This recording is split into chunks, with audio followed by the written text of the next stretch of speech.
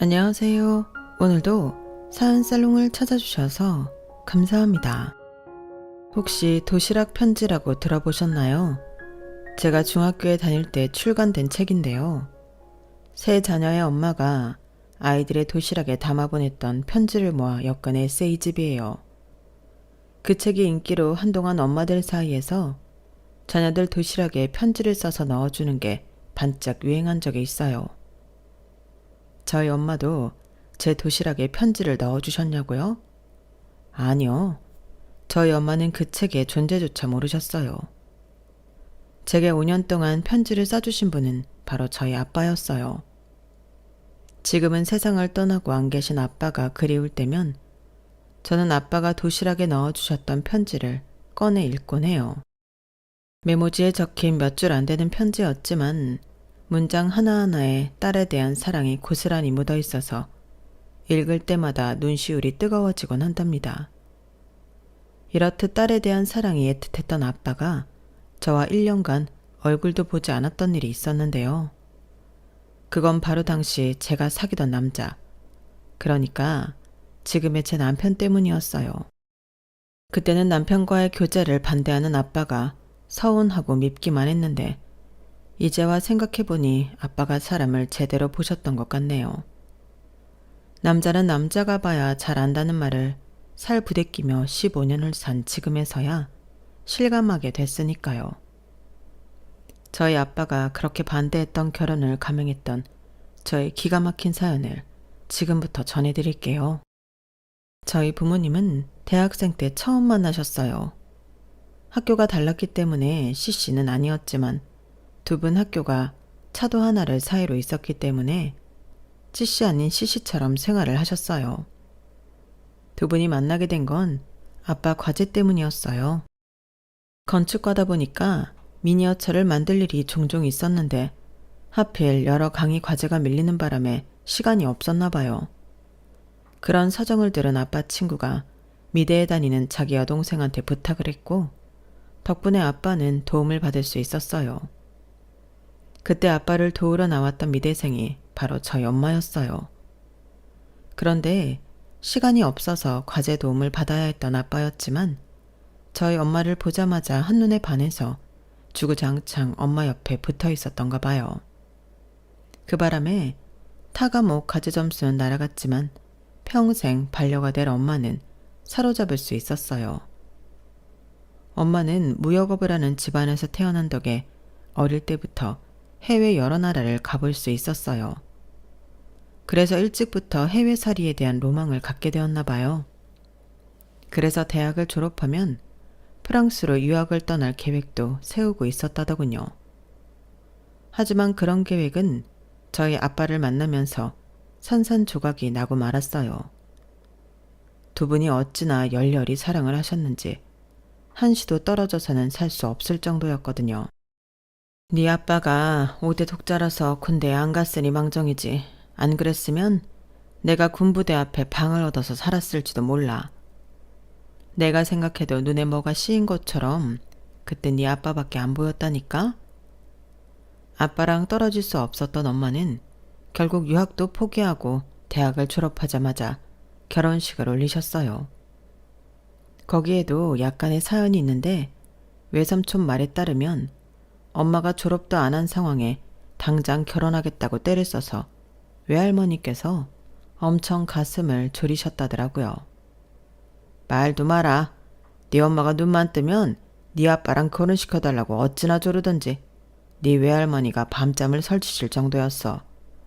오죽하면 네 엄마랑 같은 과 동기한테 용돈까지 쥐어주면서 네 엄마 감시를 맡겼겠니? 혹시라도 졸업도 하기 전에 애라도 생기지 않을까 노심초사였다니까? 그래도 네 아빠가 워낙 바른 사람이어서 그럴 일은 없었지만 하여간 네 엄마가 사람 여럿 힘들게 했잖니? 혹시나 막내딸이 남자랑 사랑의 도피를 하지 않을까 걱정하셨던 외할머니는 엄마 대학 졸업식 날이 되어서야 가슴을 쓸어내리셨대요. 왜 그러셨냐면 당시만 해도 엄마가 다니던 여대는 재학 중에 임신을 하면 퇴학 처리가 됐었거든요. 기껏 돈 들여서 명문대에 보내놨는데 남자 때문에 졸업도 못하면 어쩌나 걱정하셨던 거죠. 열정적인 엄마 성격에 졸업할 때까지 기다릴 수 있었던 건 외할머니의 감시도 아니고 대학 졸업장도 아닌 저희 외할아버지 때문이었어요. 유독 막내딸인 저희 엄마를 예뻐하셨던 외할아버지는 대학 졸업도 하기 전에 결혼식을 하겠다는 막내딸의 폭탄 선언에 한동안 식욕을 잃으실 정도였대요. 평소 식탐이 많던 외할아버지의 이런 모습에 엄마는 많이 놀랐던 모양이었어요. 그래서 외할아버지의 부탁대로 졸업 이후에 결혼할 것을 약속했고 그 약속을 지키셨던 거였죠. 그러니 애초에 외할머니께서는 걱정하실 필요가 없었던 거예요. 사업을 하던 외가와 달리 저희 친가는 교육자 집안이었어요. 할아버지께서는 대학 교수셨고 친할머니는 여고에서 교사 생활을 하시다가 이후 교편을 놓고 전업주부로 사신 분이셨어요. 생활에 어려움은 없는 집이었지만 그렇다고 저희 외가처럼 윤택한 생활을 하는 편은 아니었어요. 아빠가 대학생 시절에 학생들 과외를 하며 용돈벌이를 하셨을 정도니까요. 사는 형편만큼이나 집안 분위기도 무척 달랐는데 엄마 말에 따르면 일단 집 분위기가 절간 같았대요.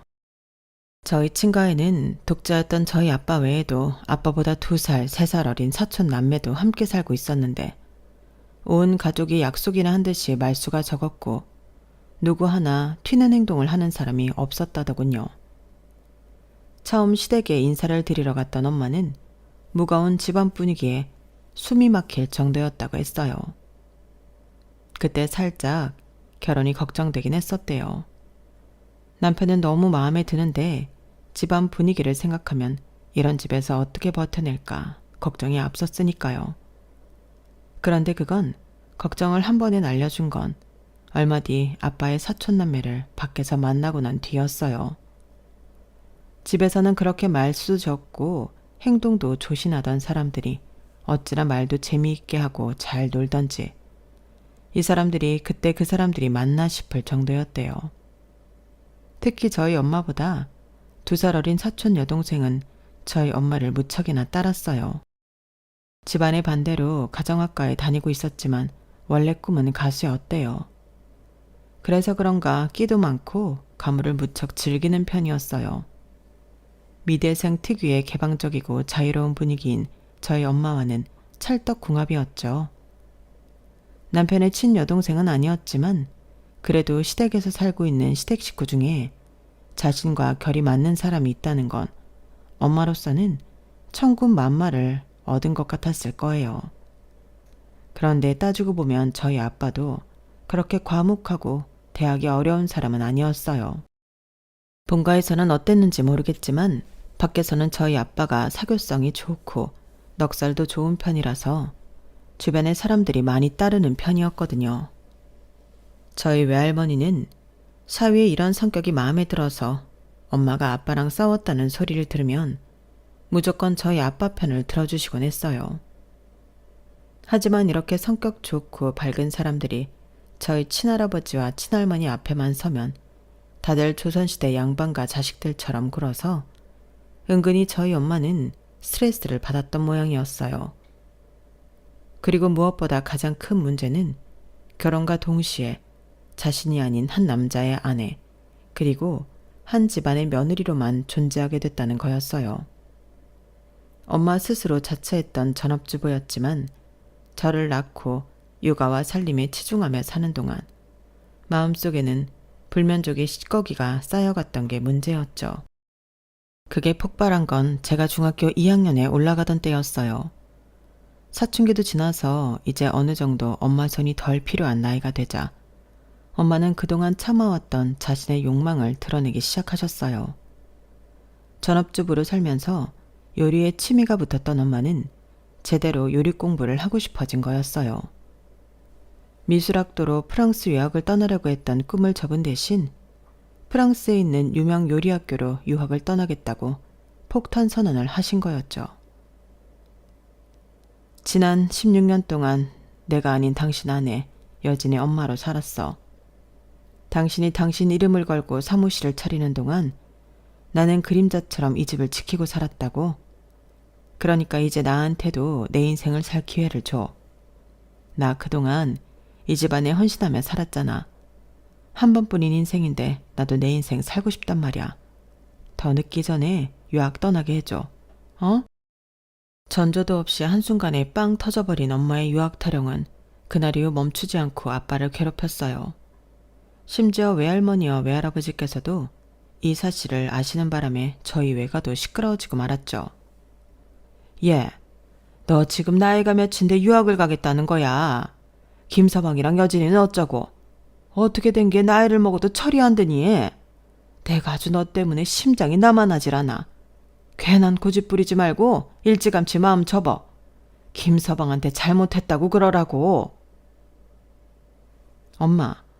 엄마는 왜 내 말은 듣지도 않고 하지 말라는 소리부터 해. 사람은 누구나 똑같아. 한 번 살고 나면 다음은 없다고. 내 인생이야. 나도 나를 위해 살 권리가 있는 거라고. 16년 동안 헌신했으면 적어도 몇 년은 내 꿈 펼치며 살아도 되는 거잖아. 그래야 나도 내 인생에 후회가 없지. 아유, 그러게 진작에 유학 갔으면 됐지. 뭐하러 결혼을 일찍 해서 이 난리야.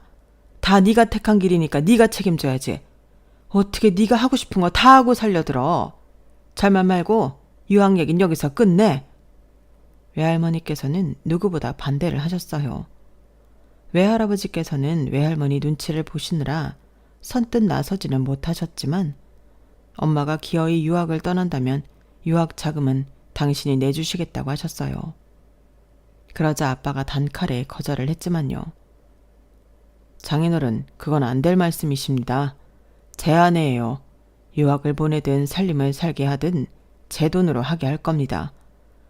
그리고 마침 장인 장모님께서 이 자리에 계시니까 확실히 말씀드리겠습니다. 저는 제 아내의 꿈을 지지해 줄 겁니다. 여진의 엄마가 아니라 강혜정으로 살 수 있게 뒷바라지할 생각이에요. 이 사람 말대로 지난 16년 동안 저도 여진이도 이 사람의 헌신 속에 살았으니 이제는 받은 만큼 돌려줘야죠. 여보, 여진이는 내가 잘 키우고 있을 테니까 당신은 하고 싶은 공부 실컷 하고 돌아와. 대신 딱 한 가지만 약속해줘. 언제가 됐든 당신이 돌아올 것은 나랑 여진이 품이라는 건 절대 잊으면 안 돼. 그날 아빠의 결정 덕분에 엄마는 뒤늦게 꿈을 이루러 유학을 떠날 수 있었어요. 마흔을 코앞에 둔 나이에 떠난 프랑스 유학은 생각보다 녹록지 않았을 테지만 소화기 너머로 들리는 엄마의 목소리는 집에 있을 때보다 훨씬 밝고 힘있게 들렸어요. 자신의 꿈을 쫓아 최선을 다한다는 건 그렇게 행복하고 즐거운 일이라는 걸 엄마를 보며 알 수 있었죠. 당시 아빠는 사촌 동생과 함께 건축사 사무실을 하고 있었는데 느닷없는 엄마의 유학으로 인해 줄지의 집안 살림까지 하게 되셨어요. 가장 큰 문제는 아침마다 제 도시락을 싸는 일이었어요. 밥은 밥통에 하고 반찬은 시장에서 사온 밑반찬을 도시락통에 담는 것뿐인데도 아빠는 무척이나 서투셨거든요. 그래서 제가 직접 싸가겠다고 했더니 그건 또 안 된다는 거예요. 보다 못한 외할머니가 나서서 외가에서 오래 일해오신 가정부 아주머니를 저희 집에 보내주셨고 처음엔 거절을 하던 아빠도 결국엔 외할머니의 설득에 넘어가고 말았어요. 자네를 위해서 그러는 게 아니야. 우리 여진이 때문에 그러는 거지. 한창 잘 먹고 잘 커야 할 나이 아닌가? 그러니 살림은 봉천댁한테 맡기고 자네는 자네가 할 일이나 하게. 내 딸 유학비 되려면 자네도 등골이 휠 거 아닌가.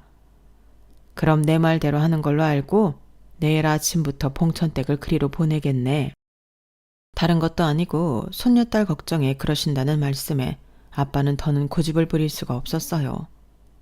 하지만 자신이 아닌 다른 사람의 손을 빌어 딸아이 도시락을 싸는 게 마음에 걸려서 그랬을까요? 아빠는 매일 아침 제 도시락 가방에 쪽지를 넣어주셨어요.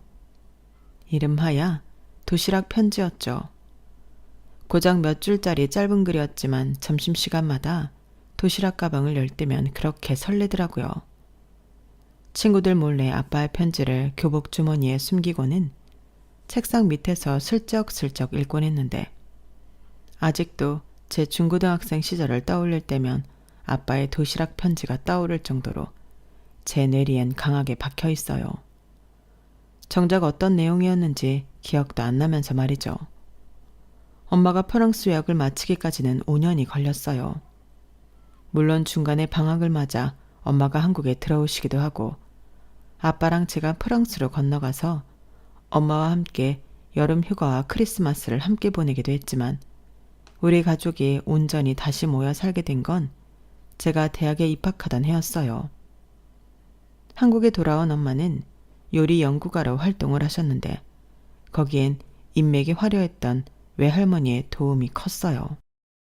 엄마가 프랑스에서 유명 요리학교를 나왔다고는 해도 일단 한국에 연줄이 없었고 이미 40을 훌쩍 넘긴 상태에 이렇다 할 경력이 없었기 때문에 외할머니의 도움이 아니었다면 그렇게 빨리 자리를 잡지는 못했을 거예요. 집에 돌아온 엄마는 그동안의 가정을 비웠던 미안함 때문이었는지 아빠와 저를 위해 밤마다 만찬을 준비하셨어요. 마치 그동안 배우고 익힌 실력을 우리 부녀에게 쏟아붓기로 작정한 사람처럼 말이죠. 매일 밤 엄마가 차려준 근사한 저녁 식탁 앞에서 아빠는 감탄사를 연발하셨어요. 세상에 나보다 복받은 사람이 있으면 나와보라 그래. 매일같이 아내한테 근사한 저녁상을 받는 남자가 얼마나 되겠어? 당신 덕분에 내가 왕이라도 된 기분이라니까.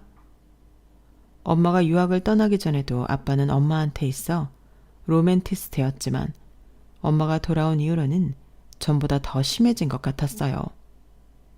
마치 이제 막 연애를 시작한 연인처럼 근사한 음식을 앞에 두고 어찌나 꽁냥꽁냥을 하시던지 지켜보는 저는 곤혹스럽기 짝이 없었다니까요. 아무리 바빠도 저녁은 늘 집에서 드시는 아빠와 그런 남편을 위해 피곤함도 있고 최선을 다해 요리하는 엄마는 제가 본 최고의 부부상이었어요. 그래서 내심 결혼에 대해 로망을 키우게 됐는지도 모르겠네요. 엄마를 닮아 미술에 소질이 있었던 저는 시각 디자인과에 진학을 했는데 그 덕에 방학 때마다 아빠 사무실에서 아르바이트를 할 수 있었어요. 말이 아르바이트지 솔직히 말하면 노는 기분으로 출근을 했다고 보는 게 맞을 거예요. 어릴 때부터 아빠의 건축 사무실 문턱이 닳도록 드나들었기 때문에 일터에 나간다는 생각보다는 익숙한 놀이터에 간다는 기분이었거든요. 그래서 아빠와 함께 사무소를 꾸려나가시던 당숙한테 혼나기도 많이 혼났지만요. 그 모습을 본 아빠가 하루는 그러시더라고요. 여진이 너 그런 식으로 일할 거면 앞으로 사무실에 나오지 마라. 여긴 네 놀이터가 아니야. 딸로 올 때면 몰라도 월급을 받기로 한 이상 너도 마음가짐을 달리해야 할 거 아니니. 내가 집에서는 네 아빠지만 적어도 일터에선 직장 상사라는 걸 명심해. 내 사무실에서 건들거리고 놀고 먹으라는 건 절대 용서 못하니까. 그게 싫으면 네가 나가. 여기 있는 사람들도 마찬가지야. 앞으로 여지리를 내 딸로 대접하는 사람이 있으면 당장 해보니까 알아서들 해. 난생 처음 겪는 아빠의 불호령에 서운하기도 하고 한편으로는 쥐구멍이라도 숨고 싶은 심정이었어요. 그래서 꼬랑지를 팍 내리고 다른 직원들처럼 진지하게 일을 배워나갔어요. 사무실 직원들도 저를 전과는 달리 깍듯하게 아르바이트생으로 대접해 주었고요. 그러다 보니 방학이 끝나고 아르바이트를 그만둔 뒤에도 아빠 사무실에만 가면 직원 모드로 변하게 되더라고요. 그래서 약간의 오해가 생기기도 했지만요. 대학교 3학년 여름방학이 돼서 어김없이 아빠 사무실에 나가 아르바이트를 하게 되었는데 그 사이 못 보던 사람이 하나 있더라고요. 바로 제 남편이었죠. 신입이었던 남편은 아직 사무실 분위기에 어울리지 못하고 겉도는 느낌이었어요. 그래서인지 정직원들보다는 저와 함께 어울리는 시간이 많았는데 그러다 보니 둘이서 아빠 뒷담화도 나누고 과중한 업무에 대한 불만도 서로 나누곤 했어요. 제가 대표 딸이라는 걸 몰랐기 때문에 가능한 일이었죠. 솔직히 그래서 더 저는 재미있더라고요. 대표 딸 앞에서 자기 상사 욕을 하는 남편이 귀엽기도 하고 은근히 스릴이 넘쳤거든요. 그렇게 아르바이트 기간 내내 남편과 둘이 붙어 다녔더니 어느새 사무실에는 우리가 사귄다는 소문까지 퍼졌던지 하루는 아빠가 저를 따로 부르셨어요. 너 이 녀석 유상준이랑 사귀기라도 하는 거야? 뭐? 누가 그래? 말도 안 되는 소리를. 그런데 아빠, 아니 대표님, 여긴 회사거든요. 아르바이트생 사생활까지 참견하시는 건 좀 그렇네요. 이 녀석이 사무실에 소문이 쫙 퍼졌어. 니들 둘이 퇴근도 같이 한다고. 다른 사람이면 몰라도 상준이 걔는 안 돼. 그러니까 혹시라도 마음이 있다면 일찌감치 접어. 그때까지만 해도 호감만 느낄 뿐이었지 사귀는 사이까지는 아니었지만 아빠가 남편을 콕 찍어서 이 사람은 안 된다고 하시니까 묘하게 반항심이 생기더라고요. 그래서 괜히 곤조를 부렸어요. 일부러 더 남편과 붙어 다니고 아빠가 볼 때면 더 친한 척 연기도 하고 말이죠. 그런데 그런 제 행동에 남편이 아빠보다 먼저 반응을 보이지 뭐예요. 하루는 퇴근 후에 같이 저녁을 먹자고 하더니 글쎄 고백을 하더라고요. 저랑 사귀자고 말이에요. 물론 저도 남편한테 마음이 있긴 했지만 아빠의 반대가 내심 걸리긴 했어요. 그래서 선뜻 대답을 하지 못하겠더라고요. 그런데 다음날 아빠가 직원들 앞에서 공개적으로 남편을 혼내시는 걸 본 거예요. 별것도 아닌 일이었는데 불같이 화를 내시며 인신공격까지 하시더라고요. 지금까지 봐왔던 아빠와는 달리 너무도 옹졸한 모습이어서 순간 반항심이 샘솟았어요. 그래서 그날 퇴근길에 남편한테 사귀자고 말해버렸지 뭐예요. 그때는 남편이 나 때문에 우리 아빠한테 괴롭힘을 당한다고 생각했기 때문에 이런 식으로라도 보상을 해주고 싶었어요. 아빠한테는 일종의 복수를 한 셈이었죠. 그러면서도 겁이 나긴 해서 우리가 사귀는 건 회사에 비밀로 하자는 단서까지 달았지만요. 그런데 이 인간이 제 앞에서는 알겠다고 해놓고는 사무실 사람들한테 소문을 내버린 거예요. 우리가 사귄다는 말을 들은 사람들은 다들 표정이 굳어버렸어요. 딱 봐도 저희 아빠가 제 남편을 싫어하는 게 눈에 보이는데 하필 그 딸내미가 그 사람이랑 사귄다고 하니 후폭풍이 뻔히 보였을 테니까요. 아니나 다를까 소문을 전해 들은 아빠는 저를 대표실로 부르셨고 엄청 화를 내셨어요. 여진이 너 아빠가 한 말 기억 안 나? 상준이 저 자식은 절대 안 된다고 그렇게 말했는데 어떻게 네가 이럴 수 있어? 너 지금 아빠한테 반항이라도 하겠다는 거야? 아빠야말로 왜 이래? 내가 누굴 만나든 말든 왜 아빠가 이렇게 간섭을 하느냐고. 아빠가 내 인생 대신 살아줄 것도 아니잖아. 그리고 우리가 못할 짓이라도 했어? 서로한테 호감이 있는 젊은 남녀가 교제를 하겠다는데 그게 뭐가 문제야? 아빠는 왜 이렇게 과민 반응을 보이냐고. 아빠가 이러면 이럴수록 나도 엇나갈 수밖에 없어. 이 녀석아, 아빠니까 그러지. 아빠 눈에는 저 녀석이 어떤 인간인지 훤히 보이는데 어떻게 내 딸이랑 만나는 걸 허락하냐고. 긴 말 필요 없어. 너 당장 일 그만둬. 내일부터 출근하지 말라고. 결국 저는 아르바이트를 그만두게 되었고 그 일로 아빠와는 한동안 눈도 마주치지 않았어요. 엄마는 이런 부녀 사이에서 어떻게든 화해를 시키려고 노력하셨지만 효과는 없었어요. 이상한 건 아빠가 그렇게 제 남편을 미워하면서도 직장에선 잘하지 않았다는 거였어요. 나중에 그 이유를 알고는 우리 아빠답다고 생각했지만요. 아빠는 제 남편이 못마땅했지만 그래도 밑에 데리고 있었던 건 그렇게라도 해야 아빠가 우리 둘 사이를 감시할 수도 있고 상황에 따라서는 과중한 업무를 부여해 만날 시간을 주지 않으려고 그러셨던 거예요. 그것도 모르고 저는 나 때문에 남편이 회사에서 잘리면 어쩌나 전전긍긍 했다니까요. 그런데 사람 마음이 참 이상하죠. 만나지 말라고 하니까 더 우리 둘 사이가 애틋해지더라고요. 로미오와 줄리엣이 왜 그렇게 애틋한 사랑을 했는지 그제야 이해가 가더라니까요. 뒤늦게 제가 대표 딸이라는 걸 안 남편은 저만큼이나 회사에서 잘리지 않을까 걱정을 했어요. 당시 남편 상황에서는 회사에서 쫓겨나는 것만큼 큰 타격은 없었거든요. 홀어머니 밑에서 자라온 남편은 집에서 외아들이자 집안의 가장이었으니 당연한 일이었죠. 저희 어머님이 좀 남다른 분이시라서 돈 문제가 좀 복잡한 분이셨는데 그래서 남편 월급의 대부분을 어머님 빚 갚는 데 사용하고 있었어요. 그런데 취업도 힘든 시기에 직장에서 쫓겨나면 당장 먹고 사는 것부터 빚을 갚는 것까지 모든 게 다 문제였어요. 그러니 어떻게든 회사에 붙어 있으려고 안간힘을 쓸 수밖에요. 어쩌면 그래서 더 남편이 결혼을 서둘렀는지도 모르겠네요. 제가 이듬해 제 취직이 결정되자마자 남편은 기다렸다는 듯이 창혼을 했고 우리는 번갯불에 콩 구워 먹듯 결혼식을 올려버렸어요. 당연히 저희 아빠는 맹렬히 반대를 하셨지만 제 고집도 아빠만큼 센 편이어서 결국 결혼을 강행하게 되었어요.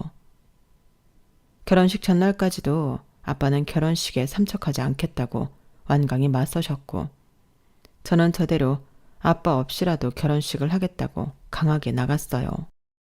이번에도 엄마가 중간에서 아빠를 설득하셨는데 덕분에 아빠를 혼주석에 앉히는 것까지는 성공할 수 있었어요.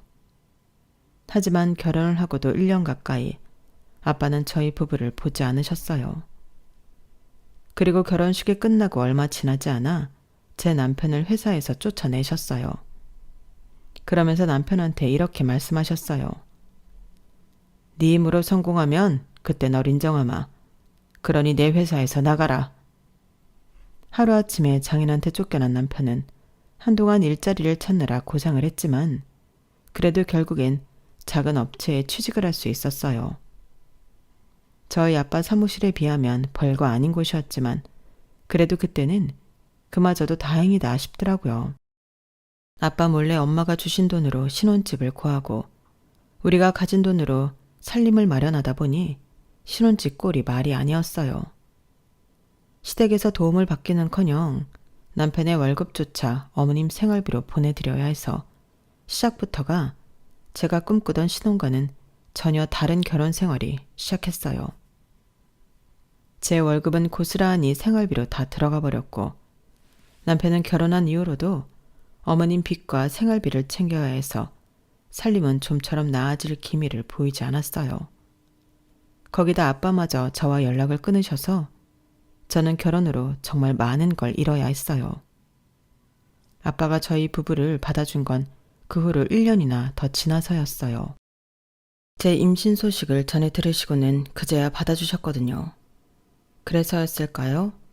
남들은 아이를 출산하면 그렇게 엄마 생각이 난다고 그러더니 저는 오히려 아빠 생각이 더 나더라고요. 제가 아빠 가슴에 못줄을 했다는 사실에 그렇게 미안할 수가 없었어요. 아직도 출산을 하고 기진맥진이 된 저를 말없이 안아주시던 아빠의 모습은 지금도 잊을 수가 없어요. 아빠도 아빠대로 제게 미안한 점이 많으셨는지 제 딸이 태어난 이후로는 전보다 많이 유해지셨어요. 저한테 못해준 걸 제 딸한테 대신해 주시는 것처럼 엄청난 소녀 바보가 되셨죠. 사위 혼자임으로 자립하기를 바랐던 아빠의 바람과는 달리 남편은 저희 아빠가 세상을 떠나실 때까지도 온전히 가장의 몫을 해내지 못했어요. 매달 제 벌이로 근근히 가게를 꾸려나갔으니까요. 그렇게 7년 가까운 시간이 흐른 뒤에야 남편은 어머님 빚을 다 갚을 수 있었고 그때서야 온전한 월급을 집에 가져올 수 있었어요. 물론 여전히 어머님 생활비는 책임져야 했지만요. 우리 애가 초등학교에 들어가던 해 저희 집에는 엄청난 사건이 일어났어요. 아빠가 갑자기 세상을 떠나신 거였죠. 평소 지병이 있으셨던 것도 아니고 너무도 건강하셨던 분이 심근경색으로 갑자기 세상을 떠나신 거라서 충격은 더했어요. 엄마는 아빠의 죽음을 받아들이기 힘들었는지 하시던 일도 그만두시고 자리에 누우셨고 자리를 털고 일어나신 후에는 살던 집을 버리고 아파트로 이사를 하셨어요. 아빠의 손때가 묻어있는 그 집에서 혼자 살아갈 용기가 나지 않으셨던 거예요. 그렇다고 아빠가 손수 설계하고 시공까지 한 집을 팔 자신도 없으셨는지 집을 그대로 방치해 두셨어요. 그렇게 2년이 조금 지난 어느 날 엄마한테 김치를 얻어오려고 모처럼 친정을 찾았더니 글쎄 집안 꼴이 말이 아니지 뭐예요.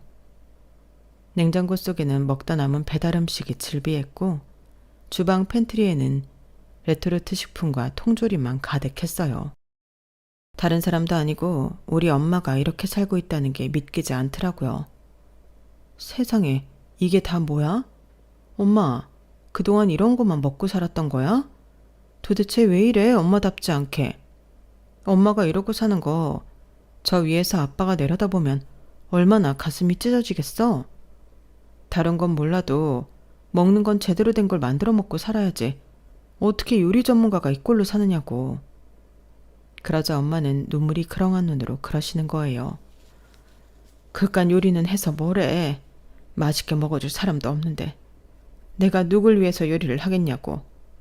네 아빠가 살아있을 땐 내가 네 아빠한테 맛있는 걸 만들어 먹이는 줄 알았어. 그런데 네 아빠 가고 나니까 그게 아니었다는 걸 알겠더라. 잘 먹어주는 네 아빠가 있었기 때문에 내가 요리를 할 수 있었다는 걸 말이야. 이제 내 음식을 맛있게 먹어줄 남편도 없는데 내가 무슨 낙으로 요리를 하겠니? 다 부질없는 짓이야. 그렇게 무너져 내린 엄마는 처음 보는 거라서 저도 어떻게 해야 할지 모르겠더라고요. 엄마만큼이나 저도 아빠가 그리웠던 탓에 눈물만 흐를 뿐이었죠. 그날 저는 부모님 댁 서재에서 몇 년이 지나도록 풀어놓지 못한 박스를 찾아냈어요. 그 안에는 아빠 물건들이 가득했는데 그래서 엄마는 짐을 풀지 못했던 것 같았어요. 아빠 손때가 묻은 물건들을 보면 주체할 수 없이 힘들어질 것 같아 그랬나 봐요.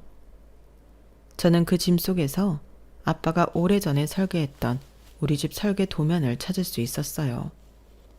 초안부터 수정안까지 차례로 들어있었는데 그 중에 조금 변형된 도면도 보였어요. 아마도 아빠는 오래전부터 저희 식구와 합가해서 사실 생각을 하셨던 모양이었어요. 설계도에는 부모와 자식 세대가 각자 독립성을 유지한 채 어우러져 살 수 있는 집의 도면이 그려져 있었거든요. 거기에는 제 딸 이름이 적힌 아이 방도 있더라고요. 그걸 보니까 걷잡을 수 없이 감정이 격해져서 주저앉아 한참을 울었어요. 그날 아빠의 설계 도면을 들고 집으로 돌아온 저는 오랜만에 아빠가 아침마다 제 도시락에 넣어주셨던 도시락 편지를 꺼내보았어요. 그때는 그저 평범하게만 받아들였던 아빠의 문장 하나하나가 가슴에 또렷이 박히는 기분이 들더라고요. 딸에 대한 아빠의 사랑이 글자마다 새겨진 도시락 편지를 그제야 온전히 읽어내는 기분이었어요. 왜 진작 몰랐을까? 아빠의 마음을 조금만 더 일찍 알았더라면 아빠의 가슴에 못질하는 불효는 저지르지 않았을 텐데 하나같이 제가 잘못한 것들만 떠올라서 눈물이 멈추지 않았어요.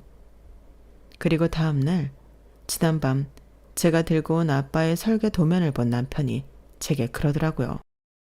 여보, 우리 장모님 모시고 자기 부모님 댁에 들어가 살까? 장모님 말이야, 아직 이 집 안 팔고 가지고 계시지. 아버님 도면대로 리모델링해서 우리가 장모님 모시고 들어가 살자. 장인어른도 아마 그러길 바라실 거야. 여보, 정말 우리 엄마 모시고 살아줄 수 있어? 어머님이 뭐라고 하시면 어떡해? 우리 엄마도 이해하실 거야. 근데 당신도 알다시피 나한테 그럴 만한 돈이 없잖아. 아무래도 리모델링 비용은 장모님이 내주셔야 할 것 같은데 말이야. 지금 돈이 문제야? 내가 당장 엄마한테 얘기해 볼게. 엄마도 아빠 없이 혼자 그 집 지키고 살기 힘들어서 나오신 거지. 그 집이 싫어서 나오신 건 아니니까. 우리가 같이 들어가 살겠다고 하면 분명히 좋아하실 거야. 여보, 정말 고마워.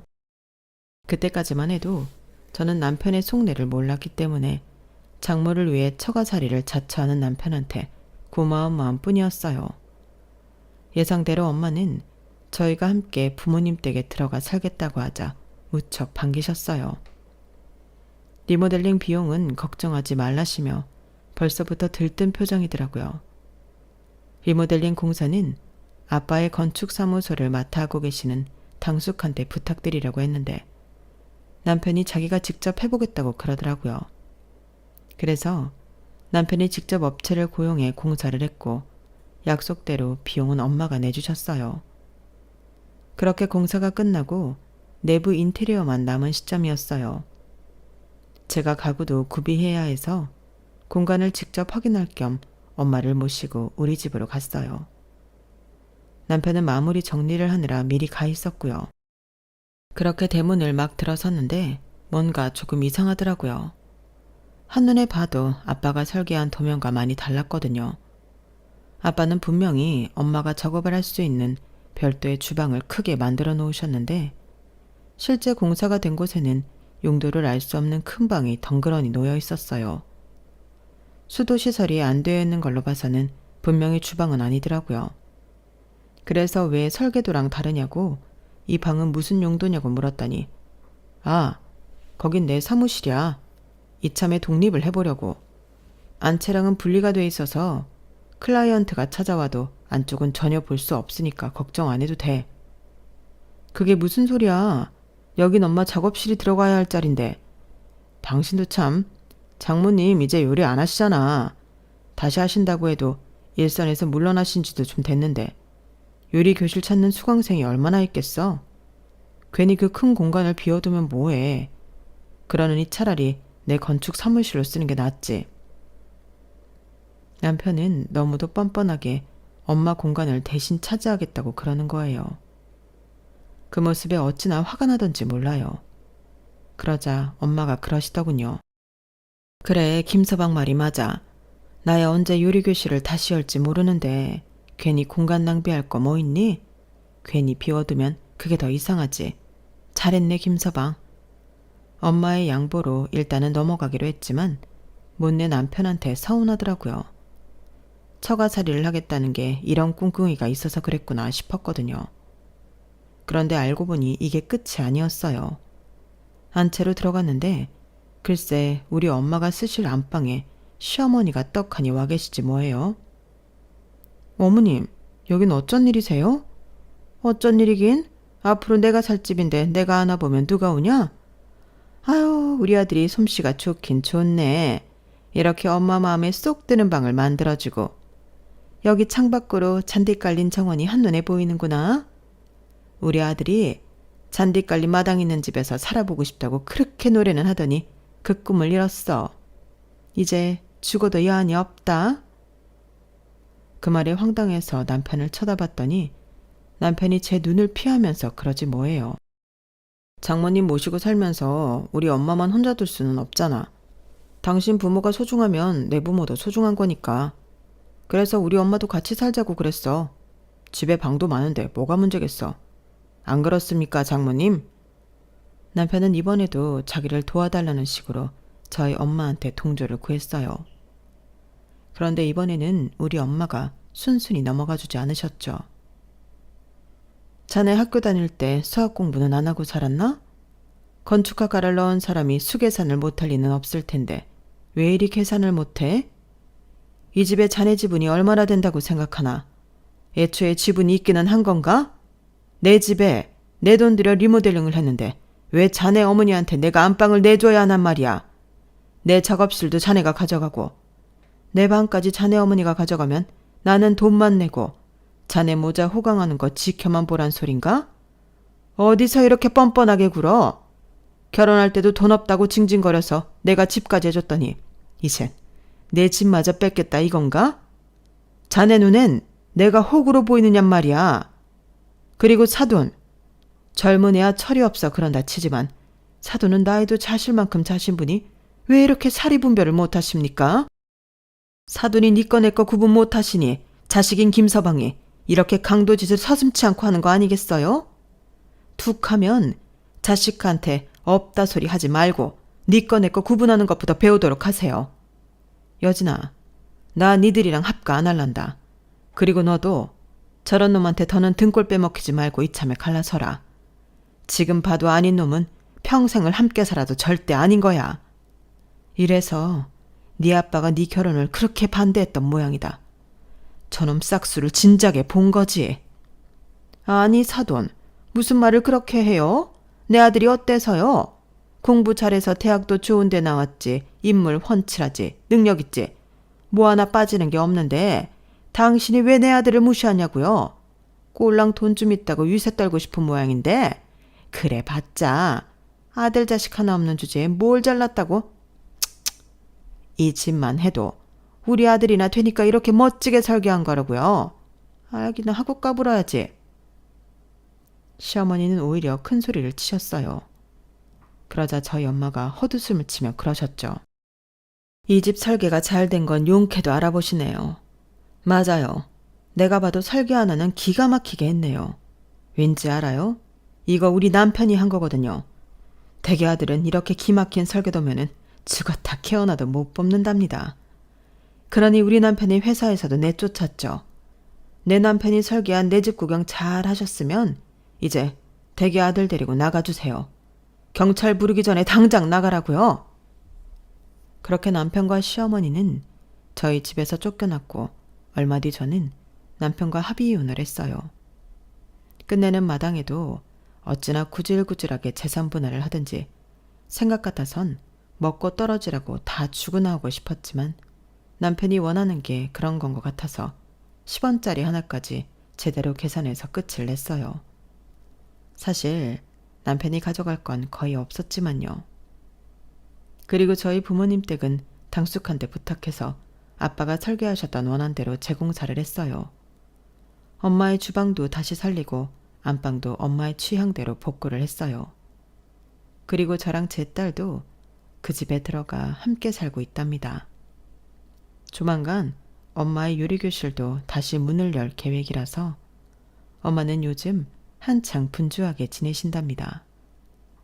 비록 여자 셋이서 사는 집이지만 아빠가 설계한 집이라서 그런지 왠지 아빠가 우리 세 모녀를 보다듬어 주고 계신 기분이 들더라고요. 앞으로 이 집에서 즐거운 순간들을 만들어 나갈 생각을 하니 벌써부터 기대가 되네요. 비가 오는 날도 있고 화창한 날도 있고 눈발이 날리는 날도 있겠지만 그래도 꿋꿋하게 엄마와 딸이 버팀목이 되어볼 생각이에요. 여러분도 많이 응원해주세요. 지금까지 제 사연을 들어주셔서 감사합니다. 오늘도 내일도 하루하루 다 행복하세요. 여러분, 사연 댓글에 응원과 현명한 조언 부탁드려요.